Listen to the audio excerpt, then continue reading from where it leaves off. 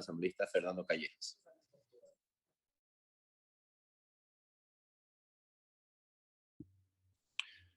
Muchas gracias, señor presidente.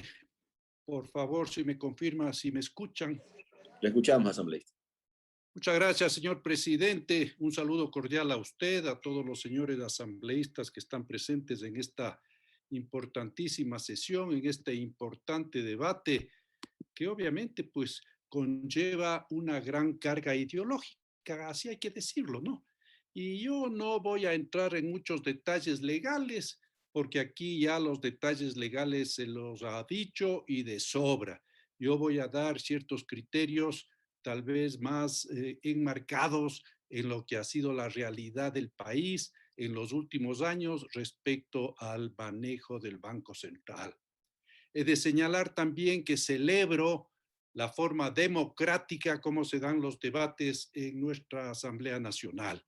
El día anterior que tuvimos ya un primer debate sobre esta importante ley, ayer se presentaron economistas que responden a una tendencia y a un manejo, yo diría, ordenado de la economía.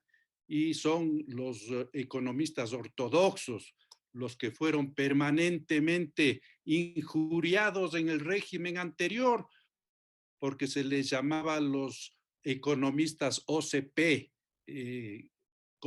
conservadores, ordenados y prudentes. Qué buena cosa que hubiese habido prudencia en el manejo de la economía en el gobierno anterior.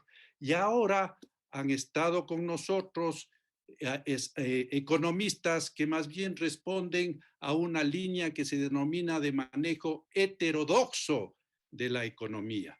Y nos han dado tres charlas, tres conferencias magistrales que más parecían realmente una conferencia de adoctrinamiento.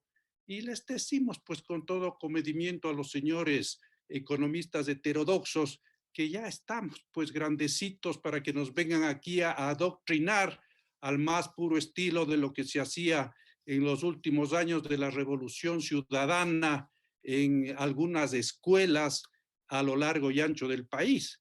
Así que ese adoctrinamiento está de más. Y yo les diría que para que haya sido completa esta conferencia magistral, hubiesen terminado con unas láminas que diga patria libre y soberana, o revolución, patria o muerte, o tal vez una imagen de el señor Fidel Castro, o tal vez del bien amado comandante Hugo Chávez. Ahí hubiese estado completo el adoctrinamiento. En todo caso, bienvenidas estas posiciones democráticas y estas posiciones que nos dejan ver diferentes tendencias y pensamientos. Bienvenido, así tiene que ser la democracia, respetuosa.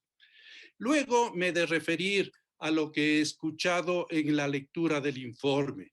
Y en la lectura del informe de la comisión, quiero decir, he visto una importante participación de los asambleístas del bloque revolucionario, así se llaman los asambleístas revolucionarios. Y entonces han dicho de todo, pues no, han dicho que la ley es inconstitucional, que la ley no sirve, que la ley pretende privatizar al Banco Central, que la ley, que el Banco Central va a ser manejado por personas involucradas con la banca, que se va a dar crédito a la banca y no al sector público, que el sector público no podrá atender sus necesidades porque ese dinero va a estar destinado a la banca, etcétera, etcétera. Y no es así, pues, señor presidente, hay que decirlo, no es así. Y hay que decirlo, pues este informe y estas intervenciones se dieron antes del 11 de abril, pues.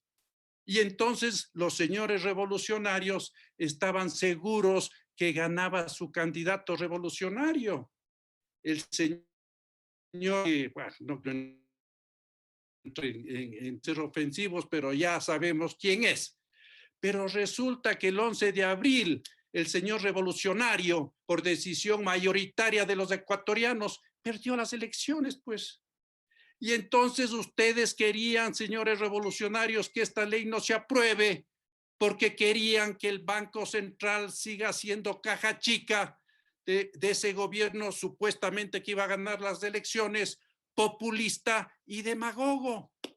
¿O no es verdad que el señor revolucionario ya ofreció pues de la manera más impúdica que iba a tomar dinero de la Reserva Monetaria Internacional para dos cosas? En dos cosas ya se comía el 50% de la Reserva Monetaria Internacional. $1.000 millones para entregar ese bono mentiroso de $1.000 a 1 millón de familias. Y claro, pues como no hay dinero y como los señores revolucionarios son amigos de coger el dinero ajeno, ahí estaba el dinero en el Banco Central que no les pertenece y allá iba a meter la mano. Y luego se reúne con los alcaldes y con los representantes de los gobiernos autónomos descentralizados y dice también muy suelto de lengua que les va a pagar $1.200 millones con la Reserva Monetaria Internacional. Y entonces, si nos quedamos sin Reserva Monetaria Internacional, señores, por más que se quiera decir lo contrario, nos quedamos pues sin la posibilidad de sostener al dólar. ¿Cómo vamos a pagar nuestras obligaciones en el exterior si no tenemos plata en el Banco Central? ¿Cómo vamos a permitir que aquellas instituciones públicas, el Seguro Social incluido, que tienen depósitos en el Banco Central, acudan a esos recursos si ya se lo ofreció a algún demagogo populista? ¿Cómo vamos a responder en el supuesto no consentido? Ojalá nunca se dé, que habría alguna necesidad urgente de recursos en el país y los depositantes de la banca, de las cooperativas, etcétera, necesiten sus recursos y quieran esos recursos. Los bancos y las cooperativas van al Banco Central a que se les entregue ese dinero que ahí tienen y no hay recursos. Entonces, con estas medidas demagógicas que ya se implementaron además pues en el gobierno del expresidente señor Correa, no nos olvidemos que del 14 al 17 se retiraron $7.000 millones de la Reserva Monetaria Internacional. Y aquí yo les quiero preguntar pues a los economistas heterodoxos que estuvieron en esta comparecencia y que fueron parte de ese gobierno, ¿con qué devolvieron pues esa toma de recursos ilegal, ilegítima, inmoral? ¿Con qué pagaron? Con bonos, con papeles que en una emergencia no sirven de nada y con acciones de empresas públicas que no tienen ningún valor. Esa es la realidad, señores economistas heterodoxos. Y yo les pregunto a ustedes, cuando fueron parte del gobierno del expresidente Correa y parte del actual gobierno también del señor Moreno, ¿por qué no dijeron, pues, señor presidente, tengamos un poquito de consideración, no nos festinemos todo recurso que tenemos a la mano? Se festinaron esos ahorros que se tenían y que hubiesen servido para la pandemia de la que hablan los señores revolucionarios ahora mismo, para poder atender la salud de los ciudadanos, pero no, pues, faltaba dinero para la dilapidación, el despilfarro y la corrupción. Coja todo lo que hay. Y después le metieron mano al Seguro Social, $13.000 millones. Hoy ya nos hemos olvidado. ¿Y con qué pagaron? Con bonos. Y dejaron de pagar el 40% de aportes constitucionales, ahora que tanto hablan de la Constitución, constitucionales al fondo de pensiones, y se acumuló en 3 años una deuda de $3.800 millones y decían que cuando se necesite van a pagar. Esa era la forma de manejar los dineros y la economía del país, señores economistas heterodoxos que ahora nos vienen a dar clases de moral y buena costumbre. ¿Y por qué no dijeron, pues, que era inmoral y peligroso que nos endeuden a los límites irresponsables que nos endeudaron? ¿Y por qué no le dijeron, señor presidente, no es bueno, pues, prevender nuestro petróleo hasta el año 2025 y tener un crédito a corto plazo y con tasas de interés del 8%? Eso era lo que tenían que decirles. Volviendo al Banco Central, señores, se tomaron $7.000 millones y pagaron con papeles que en una emergencia no sirven de nada. Esa es la verdad. Y para sostener la dolarización tenemos que tener una economía sólida, una economía solvente y con una reserva monetaria boyante.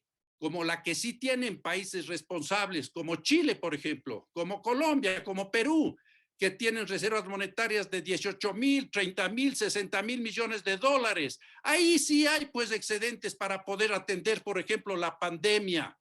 Pero cuando se maneja irresponsablemente la economía, que alcance.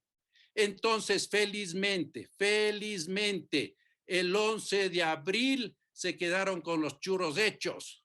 El señor revolucionario no ganó las elecciones, pero ahora tienen que venir a la asamblea con el mismo discurso, pues porque no pueden quedar mal, ¿no es cierto? Tienen que decir que la ley es inconstitucional, tienen que decir que la ley no sirve, tienen que decir que el Banco Central se quiere privatizar y tienen que tratar de justificar lo injustificable. Aquí, señores asambleístas, lo que se tiene que decir es que todo país, toda economía marcha adecuadamente cuando hay orden, cuando se manejan los dólares, la economía de un país de manera ordenada, cuando se respeta el dinero ajeno, cuando no se toma cualquier recurso disponible para, reitero, malgastarlo.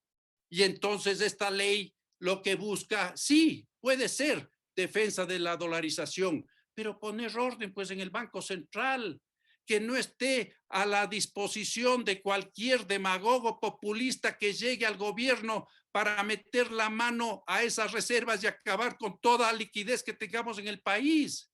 Felizmente eso no va a pasar con el actual gobierno. Quiero decir, con el presidente legítimamente electo el pasado 11 de abril, porque Guillermo Lasso es una persona sobria, es una persona seria, es una persona honesta y sabe manejar la economía y jamás se le ocurriría meter mano a la reserva del Banco Central. Pero estuvimos a un tris pues de que esto suceda. Había ese peligro, porque el propio candidato revolucionario así lo dijo. Entonces, señores asambleístas, más allá de que es inconstitucional, de que no corresponde, de que los miembros de las dos juntas van a ser del sector privado, de que se quiere privatizar el Banco Central, sigue aflorando ese odio al sector privado, ¿no? Esa animadversión al sector privado, y así querían supuestamente reactivar la economía en este país. Más allá de eso, señor presidente, tenemos que blindar al Banco Central, tenemos que darle estabilidad, tenemos que darle políticas coherentes para que nuestra economía, más allá de la dolarización, que efectivamente hay que defender, para que nuestra economía tenga un buen manejo. Y este manejo será obviamente responsabilidad del Ejecutivo a través pues, de sus delegados en el Banco Central. Y si se quiere cambiar de dónde provienen estos miembros de estas juntas, hágaselo pues, hágaselo para que no se diga que se quiere privatizar el Banco Central, pero tendrán que ser personas serias, personas responsables, personas que sepan de economía, no como los gerentes que tuvimos en la época de la presidencia del señor Correa, que no eran más que figuras decorativas y que esperaban el timbrazo. Señor gerente, necesito 1,000 millones de dólares, tenga, señor presidente. Necesito 2,000, tenga, señor presidente. Tendrán que ir personas serias a esas instituciones y esa será la garantía para una economía seria en el país y para que la dolarización se mantenga.